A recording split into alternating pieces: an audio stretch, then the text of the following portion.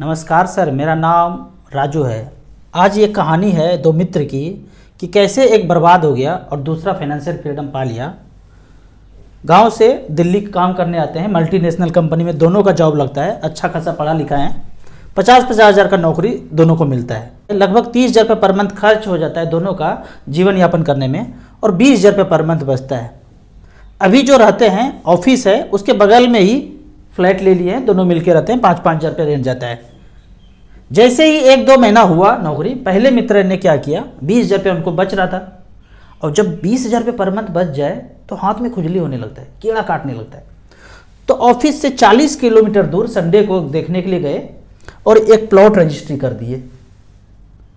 तो इतने पैसे में तो होगा नहीं, तो लोन ले लिया, EMI 21 लाख का लोन ले लिया, और मात्र 20 हज़ार रुपये पर मंथ EMI जा रहा है। इतना ही पैसा बचता था। यहाँ पे देख लेते हैं, 21 लाख रुपये का लोन लिया, इतना में प्लॉट उनको आ गया। रजिस्ट्री वगैरह करने के बाद 20 साल तक EMI चलेगा। 10% के हिसाब से लोन मिला, ज़्यादा ब्याज नहीं देना पड़ा। क्यों? अच्छा नौकरी है, ब्रांडेड कंपनी में नौकरी करते हैं, तो यहाँ जो है मात्र 10% पे लोन मिल गया। 20,265 रुपया EMI जाता है। तो ये इन्होंने खेल शुरू कर दिया। अब दूसरे बंदे ने वो जो 5 हज़ार का रेंट जाता था, सब मिला के 30 हज़ार रुपये खर्च होता था, वैसे अपना जीवन यापन करते रहे। और 20 हज़ार रुपये जो पर मंथ बचा उनको कहीं से मिल गया, किसी ने बता दिया कि SIP करना चाहिए।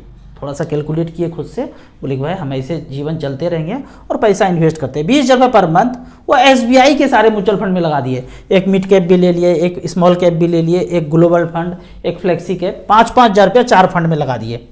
पिछले 13 साल से वो फंड उनका चलता जा रहा है। यहाँ पे फंड देख लेते हैं कौन कौन सा है। 5-5 हज़ार रुपये पर मंथ स्मॉल कैप में, मिड कैप में, ग्लोबल फंड में और फ्लेक्सी कैप में। 13 साल पहले से SIP चल रहा है और 5 हज़ार रुपये पर मंथ हर फंड में करते गए। SBI स्मॉल कैप ने 2010 से लेकर 2023 तक 7,80,000 जमा किया। दूसरे दोस्त ने पैसा बनाया 37 लाख रुपया। दूसरे फंड ने SBI मैग्नम मिड कैप ने 7,80,000 जमा यहाँ भी हुआ, दूसरे फंड ने बनाया 27 लाख रुपया। और यहाँ पे आता है मैग्नम ग्लोबल फंड, यहाँ पे भी 7,80,000 जमा किया, यहाँ पे बनाया 21,80,000 रुपया। और लास्ट का फंड है SBI फ्लेक्सी कैप, यहाँ पे भी 5-5 हज़ार रुपये पर मंथ 2010 से लेके अब तक जमा हुआ 7,80,000 और पैसा बनाया 20,74,000। तो सबको यहाँ पे अगर जोड़ते हैं, 2010 से शुरू किया, 13 साल बीत गया, तो कितना पैसा टोटल हुआ? 5-5 हज़ार करके 4 जगह लगाया। एक ने बनाया 37, दूसरे ने 27, तीसरे ने 21, दूसरे ने 20। 1,05,00,000 रुपये बन गया इनका टोटल। मुझे इस बंदे का फ़ोन आता है कि मुझे फ्लैट खरीदना है, तो बताइए कौन सा खरीदूं? ब्रांडेड खरीदूं, नया एकदम खरीदूं चकाचक वाला, या पुराने में जाऊं? तो मैं प्रेफर करता हूं कि पुराने फ्लैट में आपको जाना चाहिए। यदि आप गांव में रहते हैं तो ज़मीन जल्दी से खरीदिए, जल्दी से घर बना लीजिए। इज्जत का बात है, प्रतिष्ठा का बात है। शहर में ये इज्जत प्रतिष्ठा आपको कोई नहीं देखने वाला है। पैसा चाहिए, पैसा है तभी कोई बुलाएगा, नहीं तो नहीं बुलाएगा। गाँव में ऐसा नहीं है। गाँव में इज्जत प्रतिष्ठा है तो घर अपना होना चाहिए। हम भी गाँव में होते तो कब का ज़मीन घर बना के बैठे होते, लेकिन हम शहर में रहते हैं। तो शहर में रहते हैं तो ये सब मायने रखता है। पैसा आपको चाहिए, पहले जीवन यापन करने के लिए आप अपना पैसा एक्यूमुलेट कर लीजिए। इस बंदे ने कर लिया। तो मेरा कहना है कि आपको शहर में अगर रहते हैं तो फ्लैट सोसाइटी में लीजिए, ज़मीन खरीद के बनाना नहीं है। सोसाइटी में रहने का एक मज़ा अलग है। अब यहाँ पे आप चालबाजी करेंगे कि अपना ज़मीन होगा तो उसके ऊपर भी घर बना देंगे, रेंट लगा देंगे, नीचे का कमरा भी रेंट पे लगा देंगे, ये सब चालबाजी है। आप अपने घर से भी पैसा अर्जित करना चाहते हैं, मतलब इस तरह से हुआ कि पेरेंट्स से भी पैसा कमाना चाहते हैं। घर हो गया, अनमोल हो गया, अब उससे कमाने का नहीं सोचना है। हम जब घर खरीदेंगे, फ्लैट खरीदेंगे, तो उससे कमाने के लिए नहीं सोचेंगे।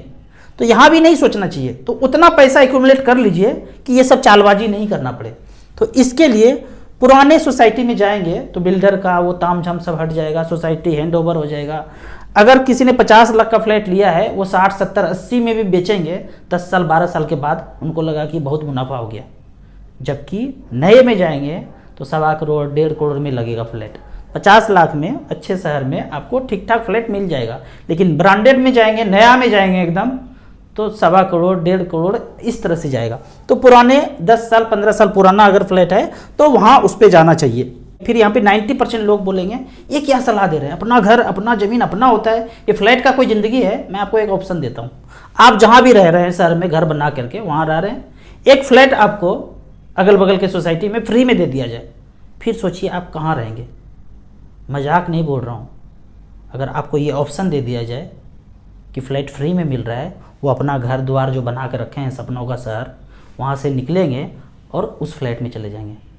फ्लैट का, सोसाइटी का रहन सहन ही अलग होता है, हवा पानी धूप ही अलग होता है। आप घर देखिए शहर में कैसे है, एक एक करके कहीं पेड़ पौधे का दर्शन नहीं मिलेगा। सोसाइटी में एटलीस्ट थोड़ा बहुत पेड़ पौधा आपको मिल जाएगा, तभी क्लियरेंस मिलता है फ्लैट बनाने के लिए, और हवा पानी का भी अच्छा खासा प्रावधान होता है। तो इसलिए मैं बोलता हूँ कि जब रहना है ना, तो ये खोपड़ी में चालबाजी पैसे का नहीं सोचना है। जब आपको कोई फ्री में ऑफर कर देना तो यही बोलेंगे चलते हैं सोसाइटी में रहेंगे, वहाँ मज़े करेंगे, वहाँ से निकल के चले जाएंगे, क्योंकि वो फ्री में मिल रहा है। अगर 50 लाख रुपए लग ही जाता है तो क्या है, किसी ने इतना पैसा बनाया है जो 50 लाख रुपए झोंक के अपना ज़िंदगी मज़े में जीना चाह रहे हैं। तो इस तरह से मैं बोलता हूँ, कोई 10 साल 15 साल 20 साल पुराना सोसाइटी है, उसमें फ्लैट खरीदिए, आप अपने कैपेसिटी में खरीद पाएंगे। नए में जाएंगे फिर आपको 20 साल मेहनत करना पड़ेगा, तब जाके उतना ऊपर पैसा हो पाएगा कि आप नए में खरीद पाएंगे।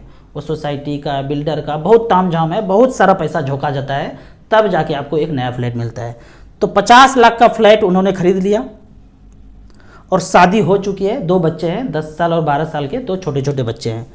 अब 13 साल बीतने के बाद पहला दोस्त जो है 7 साल उनका ईएमआई और बचा है बेचारे का।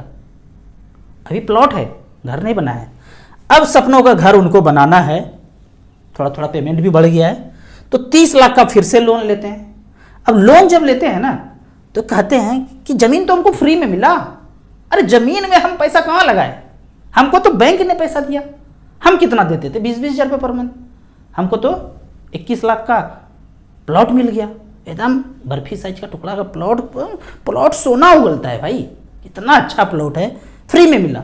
20 हज़ार का कोई मुराद है, अब 21 लाख का प्लॉट मिल गया। अब फिर घर बनाने में भी वही बोल रहे हैं, घर हम क्यों बनाएंगे, बैंक दे रहा है फ्री में, लोन फ्री में दे दिया। अब यहाँ पे भी ईएमआई चलेगा, आने वाले 20 साल तक 15-16 हज़ार रुपया ईएमआई यहाँ भी चलेगा। अब यहाँ भी 30-35 हज़ार का ईएमआई आने वाले 20 साल तक चलेगा।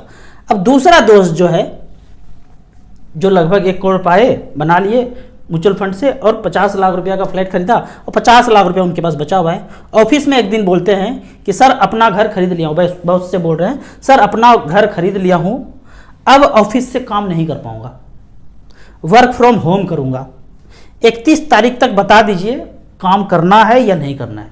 ये होता है कॉन्फिडेंस पैसे का। मात्र 50 लाख रुपये बचा हुआ है, इसको बोलते हैं कॉन्फिडेंस। अपने हिसाब से काम करना है, या न कि किसी ने मुंडी मचोड़ दिया है उसके हिसाब से काम कर रहे हैं, तड़पड़ा रहे हैं लेकिन निकल नहीं पा रहे हैं। अब ये जो बंदा है पहला वाला, एक ब्रांड न्यू कार खरीदते हैं, कार खरीदा, कार भी फ्री में मिला, पैसा तो कोई और दे रहा है, इनको मात्र 15 हज़ार ईएमआई देना है, खरीद लिया। अब जो पहले 6 बजे घर आते थे, अभी इस बेचारे को 8 बजे घर आना पड़ता है। नहीं कर पा रहे, उतने में पूरा नहीं कर पा रहे हैं, और गाड़ी जो है 80 के स्पीड में चला रहे हैं। ज़िंदगी में एक टर्निंग पॉइंट आता है, छोटा छोटा सा, शुगर और बीपी का मेडिसिन भी शुरू हो जाता है। और दूसरा वाला जो दोस्त है वो वर्क फ्रॉम होम कर रहे हैं। 90% लोगों का यही कहानी है। 10% लोग ऐसे होते हैं ना जो वर्क फ्रॉम होम हमारे जैसे करते हैं। धूप में सोना है, सोएंगे धूप में मस्ती से, फाइनेंशियल फ्रीडम पाने के बाद बैडमिंटन खेल रहे हैं। दिन और डेट उनको याद नहीं रहता, मुझे भी याद नहीं रहता है। जो व्यक्ति फाइनेंशियल फ्रीडम पा लिया ना, उनको दिन और डेट याद नहीं रहेगा। ठीक यही बात रिटायर जो बंदा कर गए उनके साथ भी होता है। और अनायास ही किसी से पूछेंगे, भाई आज दिन कौन सा है। रिटायर व्यक्ति ऐसे पूछते हैं, भाई आज दिन कौन सा है, तारीख कौन सा है बताइए, घड़ी देख के, मोबाइल देख के तारीख कौन सा है। उनको तारीख याद ही नहीं रहता, मुझे भी याद नहीं रहता है। क्या जरूरत है, कहीं जाना तो है ही नहीं। तो जो बंदा घर से काम करे उनको कुछ नहीं मतलब है दिन दुनिया का, अपने मस्ती में अपने चाल से वो चलते जा रहे हैं। अब यदि इस 10% में आना है तो एक कैलकुलेशन करना है। वो कैलकुलेशन इस तरह से है कि आप क्या सोचते हैं कि 50 लाख का एक प्लॉट ले लूँगा या फ्लैट ले लूँगा तो 20 साल में तो अरबपति बन ही जाऊँगा। कैसे बनेंगे अरबपति, ये कैलकुलेशन करना है। यहाँ वन टाइम में हमने लमसम में 50 लाख रुपया लिखा, और 20 साल के लिए यदि 15% का रिटर्न मिलता है तो 8 करोड़ 18 लाख रुपया होता है। क्या आपने सोचा है कि जो प्लॉट और फ्लैट लिया है वो 8 करोड़ का हो जाएगा? सोचा होगा 1, 2 करोड़ 3 करोड़ का हो जाएगा, 8 करोड़ का नहीं सोचा होगा। अब यदि ये 12% भी रिटर्न मिले तो हो जाता है 50 लाख का वैल्यू वन टाइम का 4 करोड़ 82 लाख रुपया। और यदि पैसा आप ये बैंक पोस्ट ऑफिस में सेफर रखते हैं कहीं पे 7% के रेट से पैसा बनता है 1,93,00,000 रुपया। लेकिन यदि ये पैसा म्यूचुअल फंड में इन्वेस्टेड हो तो 12% के भी रेट से 4,82,00,000 रुपया होता है। और मिड कैप स्मॉल कैप में पड़ा हो लंबे समय के लिए तो ये पैसा बन जाता है 8,18,00,000 रुपया। तो इस तरह से कैलकुलेट करना है खुद से, ये नहीं कि प्लॉट ले लिया तो 10 करोड़ का हो जाएगा, 20 करोड़ का हो जाएगा। कैसे होगा, समय और परसेंटेज दोनों दीजिए और चेक कीजिए। बाकी आपने एसआईपी का परफॉर्मेंस आपने पहले देख ही लिया है।